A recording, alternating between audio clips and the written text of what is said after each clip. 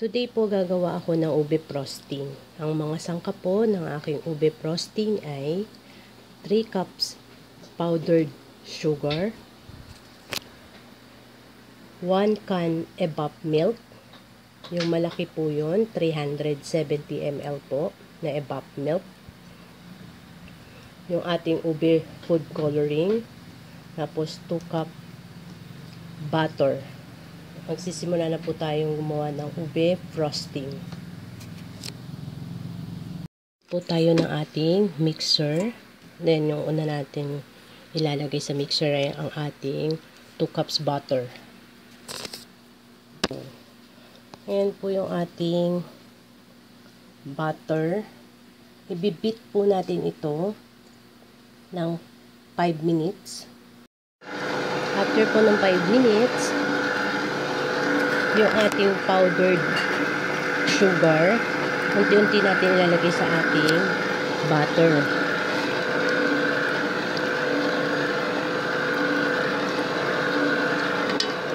Hanggang maubos po natin mailagay lahat ng ating powdered sugar.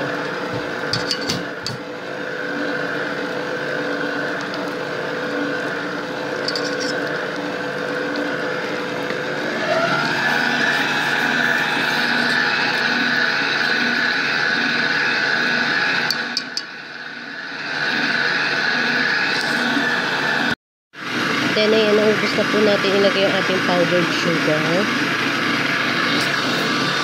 Stop po muna natin yung ating mixer. Then, after natin na ma-scrape, mimix po natin ito ulit ng another 5 minutes.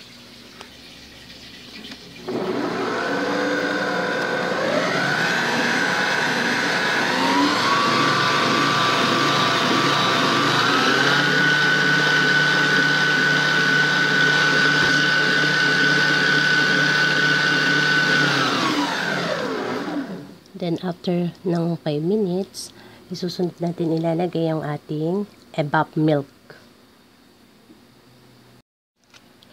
Unti-unti lang po natin ilagay yung ating evap milk until maubos po yung ating evap milk.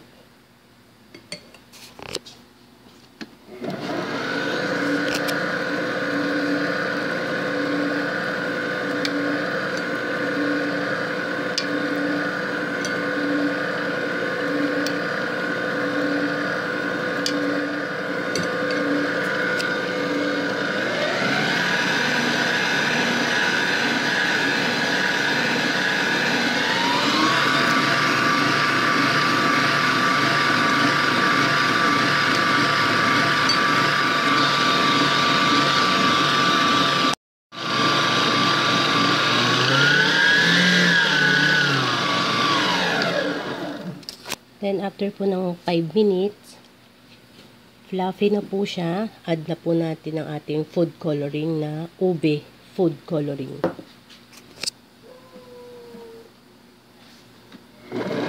Yan, habang umaandar po, maglagay tayo ng paunti-unti. Pakunti-kunti na ube food coloring until makuha po natin yung kulay ng ube na gusto natin.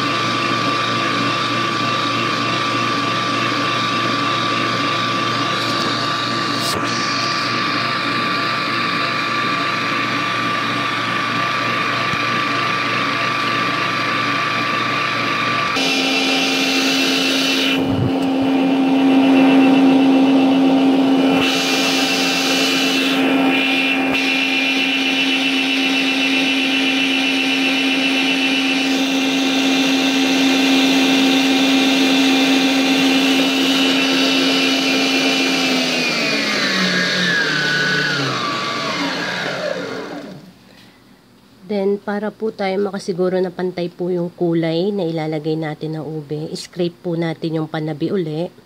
Then, i-mix po natin ulit ng another 5 minutes.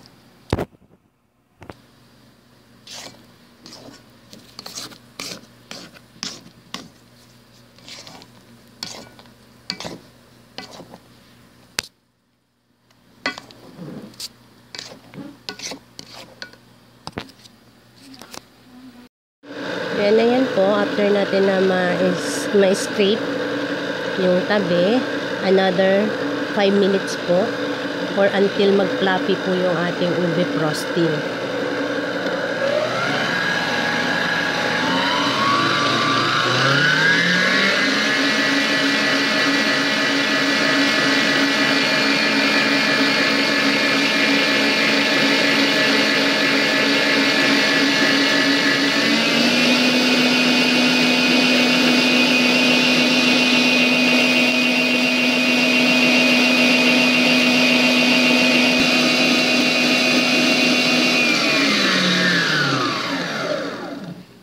Then, ayan po, ready na po ang ating ube frosting.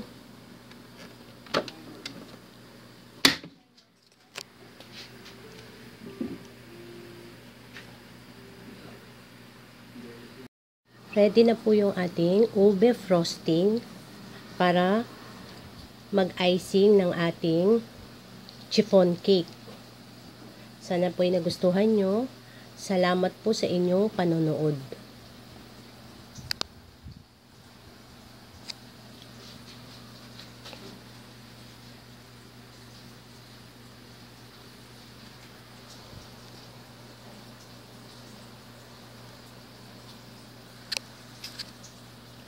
Bye-bye po.